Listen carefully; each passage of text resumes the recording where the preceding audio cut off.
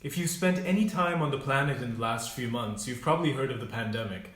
And the pandemic has really brought to mind every single day the idea of death, the reality of death. And in many ways, this can be a torturous, a troubling kind of thing. But in some ways, there's a benefit to us to think about death, to think specifically about our death. You see, sometimes in life we can forget the fact that we are mortal. With all the technology that we have, with all the available resources that we have, all the knowledge that we have, we can begin to think that we're invincible. But the fact is, we remain mortal. There is one day that's going to come, and we don't know when that'll be, and that'll be our last day. That'll be our last moment on the face of this earth. And the pandemic serves to remind us that that day is coming, whether sooner or later, but we don't know when it is. So, death is at the front of our minds. This is said to us even in the gospel today. Jesus says that the master is coming, and when the master comes, he says, will he find the servants at work or not? If they are at work, if they do what they're supposed to be doing, then they will be rewarded. And if they do not do what they're supposed to be doing, they will be punished.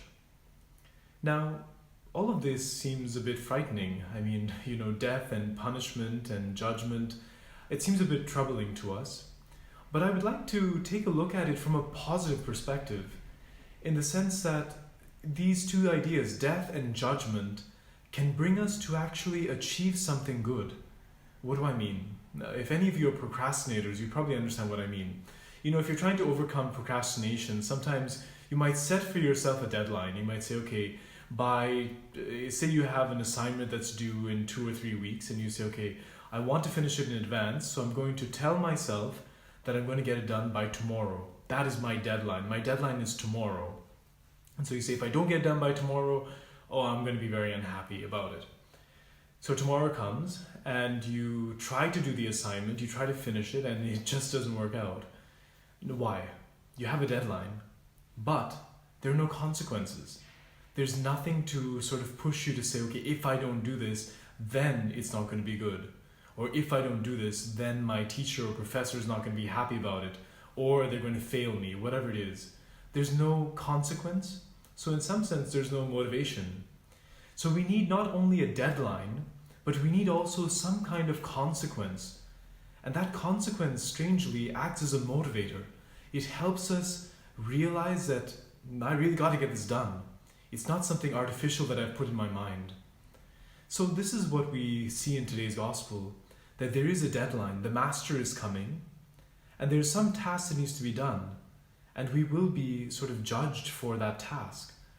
So on the one hand, the deadline and the possibility and the reality of being judged makes, in some sense, the servant more motivated towards achieving the end, towards doing what he has to do.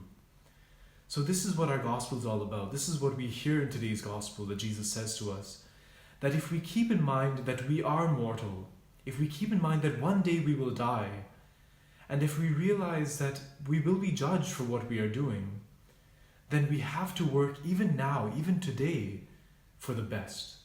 We have to do the best that we can today, because we do not have a guarantee about tomorrow. We don't know if we're going to be here tomorrow. I don't know if I'll be around tomorrow. So let us then keep in mind this death and judgment, not to be terrified, not to be afraid, but let it be a motivator for you. Let it be a motivator for us to do what is right and to do it now.